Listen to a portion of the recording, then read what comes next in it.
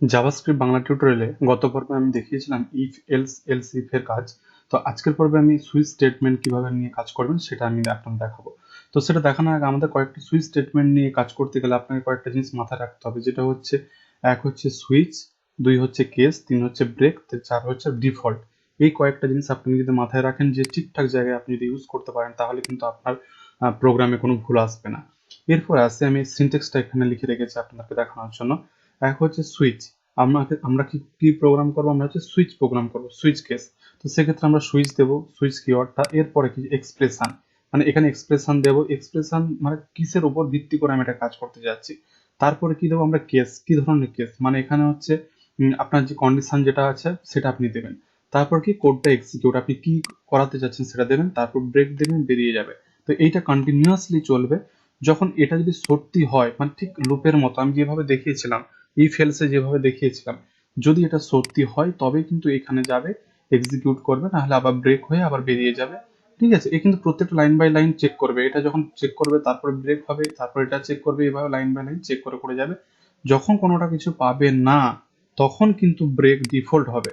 যখন switch case আমরা কেন ব্যবহার করি, কারণ যখন অনেকগুলো কন্ডিশন আমাদেরকে চেক করতে হবে, তখন আমরা সুইচ কেস ব্যবহার করি। যেটা হচ্ছে আমার ইফের ক্ষেত্রে কি ব্লকের মধ্যে ঢুকতোই না, কন্ডিশন যদি ফলস হতো ঢুকতোই না, কিন্তু এক্ষেত্রে কি এ কিন্তু প্রত্যেকটা কোডের মধ্যে ঢুকবে, কিন্তু প্রত্যেকটা ব্লকের মধ্যে ঢুকবে, ঢুকে কিন্তু কোডটাকে এক্সিকিউট করবে। যখন দেখবে সব ভুল, তখন লাস্টে যে এলস স্টেটমেন্ট যেটা আমি দেখিয়েছিলাম, এলস এর মতো করে এটা কাজ করবে। তো চলুন আমি আমার মতো করে একটা ছোট্ট একটা প্রোগ্রাম করে আমি আপনাদের দেখাচ্ছি। ফার্স্ট আমরা কি করব, ধরুন আমি যেটা কালার দিয়ে, আপনারা যদি ইফেলস এর প্রোগ্রামটা দেখে আসেন তাহলে বুঝতে পারবেন আমি একটা কালার দিয়ে করেছিলাম। তো এটাও আমি একটা কালার দিয়ে করতে যাচ্ছি, যে আমি প্রত্যেকটা কালারে একটা করে নাম্বার দিয়ে রাখবো। যদি আমি যদি 1 প্রেস করি, প্রত্যেকটা 1 প্রেস করলে ধরুন আপনি রেড কালার, 2 প্রেস করলে গ্রিন কালার, এভাবে আমি প্রত্যেকটা নাম্বারের সঙ্গে কালারটাকে আমি কন্ডিশন দিয়ে রাখবো। আপনার এবার আপনি যখনই নাম্বার দেবেন তখন কিন্তু আপনার ওই কালারটা শো হবে। তো কিরকম আমি একটু দেখিয়ে দিই। তো সুইচ স্টেটমেন্টটাকে ইউজ করে আমি করবো। ধরুন এটা আপনি চাইলে ইফ এলস দিয়েও করতে পারতেন। সেক্ষেত্রে আপনাকে প্রতিবারে কন্ডিশন দিতে হবে, ব্রেক করতে হবে, কন্ডিশন দিতে হবে, তারপর করতে হবে। তো এইভাবে জিনিসটা চলতে থাকবে।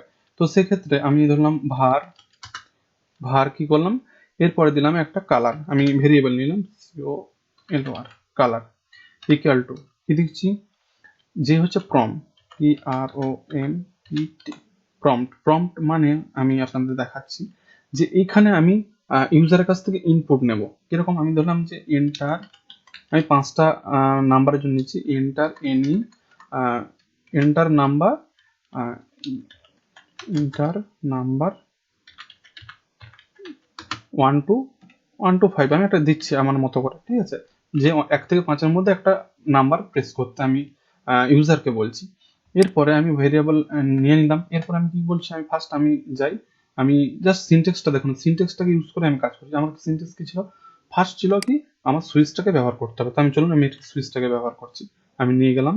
জাস্ট যে কোনো প্রোগ্রামের একটা যে আছে সিনট্যাক্সটাকে আপনারা ইউজ করবেন। কি করছি, এখানে হচ্ছে এক্সপ্রেশন বলেছে।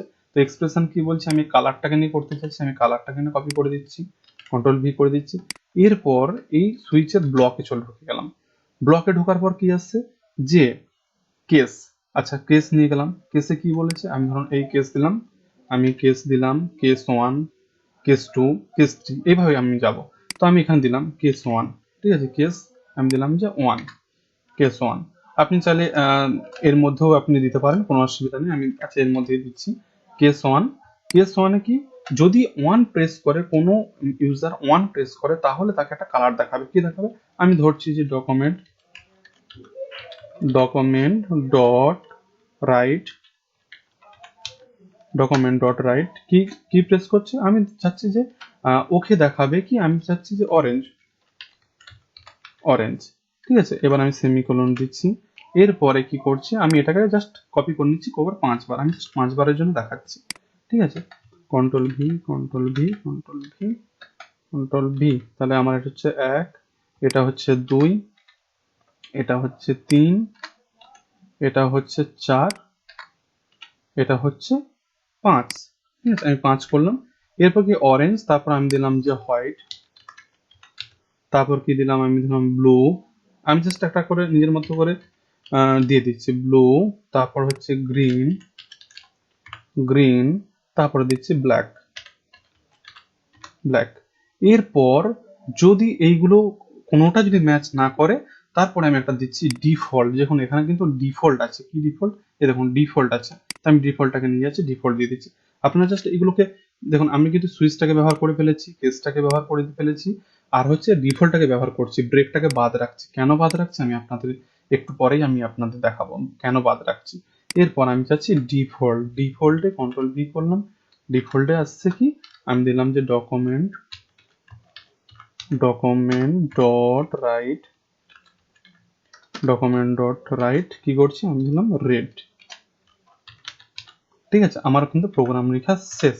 এবার আমি যদি রান করি তাহলে আমার কি দেখাচ্ছে দেখুন, আমি এখানে বলে দিয়েছি যে কালার যদি কোনো ইউজার 1 প্রেস করে তাকে দেখাবে অরেঞ্জ, 2 প্রেস করলে তাকে দেখাবে হোয়াইট, 3 প্রেস করলে ব্লু, 4 প্রেস করলে গ্রিন, 5 প্রেস করলে হচ্ছে ব্ল্যাক। ঠিক আছে, আর যদি কোনো এইগুলোর মধ্যে যদি বাইরে কোনো প্রেস করে যদি 6-7, তাহলে কিন্তু তাকে দেখাবে যে রেড, মানে ডেঞ্জার জোন বা যা খুশি আপনি জাস্ট আপনার নিজের মতো করে একটা প্রোগ্রাম করলাম। ঠিক আছে, আমি এটাকে রিলোড করি। ঠিক আছে, দেখুন রিলোড করার সঙ্গে সঙ্গে এন্টার নাম্বার 1 থেকে 5, আমি এখানে দিচ্ছি যে কত 2, তাহলে এন্টার করি। দেখুন আমার কিন্তু এখানে 2 করার সঙ্গে সঙ্গে হোয়াইট, ব্লু, গ্রিন, ব্ল্যাক আছে, এগুলো আমি একটু করে ব্রেক দিয়ে দিই। ব্রেক দিলে তাহলে আপনারা আরো বেটার বুঝতে পারবেন। আমি একটা করে ব্রেক দিয়ে দিই, আমি একটা বিআর দিয়ে দিলাম, প্রত্যেককে একটা করে বিআর দিয়ে দিলাম, যাতে প্রোগ্রামগুলো রান করার পর নিচে নিচে যায়। এটা দিলাম, এখানে দিলাম, জাস্ট এটা জাস্ট সৌন্দর্যের জন্য, আপনাদের বোঝার জন্য আপনারা একটা ব্রেক নিয়ে নেবেন প্রত্যেকটা লাইনের পর। ঠিক আছে, তো আমি এটা গেলাম কন্ট্রোল ভি। এবার আমি যদি যাই, এটা নিচে নিচে দেখাচ্ছে। ঠিক আছে, আচ্ছা এটা আবার চাচ্ছে, কারণ আমি অলরেডি এটা দিয়ে রেখেছি, যতবার রিলোড করবো দেখুন আমার নিচে নিচে দেখাচ্ছে। আমি কিন্তু 2 দিয়েছি, আমাকে কি দেখিয়েছে, 2 দেওয়ার পর কিন্তু 2 দেখানোর পর কিন্তু হোয়াইট দেখিয়েছে, দেখুন হোয়াইট কিন্তু তারপরের কিন্তু প্রোগ্রামগুলো অলরেডি ব্লু, গ্রিন এগুলো কিন্তু সব দেখাচ্ছে। কেন এগুলো সব দেখাচ্ছে, কারণ আমি বলেছি যে সুইচ কেসে প্রত্যেকটা লাইন বাই লাইন ব্লকে কিন্তু ও ঢুকে চেক করে, যেটা কিন্তু ইফ এলস এর ক্ষেত্রে কিন্তু চেক করে না। যদি কন্ডিশন ভুল হয় ও কিন্তু ব্লকের মধ্যে ঢুকবেই না, কিন্তু এক্ষেত্রে ব্লকের মধ্যে ঢুকেছে, ঢোকার পর যে যাকে যাকে পেয়েছে এমনকি ডিফল্টকেও নিয়ে নিয়েছে। তো সেই কারণে আমাকে করতে হবে কি, যেটা আমাকে ব্রেক স্টেটমেন্ট ব্যবহার করতে হবে, ব্রেক। তো আমি এটাকে ব্রেকটাকে ব্যবহার করব। দেখুন এই যে এখানে ব্রেক ব্যবহার করছে প্রত্যেকটা লাইনে যে ব্রেক, তো ব্রেকটাকে আমি আচ্ছা এখান থেকে আমি দেখে নিই, একদম আমি ব্রেকটাকে ব্যবহার করি প্রত্যেকটা লাইনের ক্ষেত্রে, আমি ব্রেকটাকে ব্যবহার করছি। ঠিক আছে,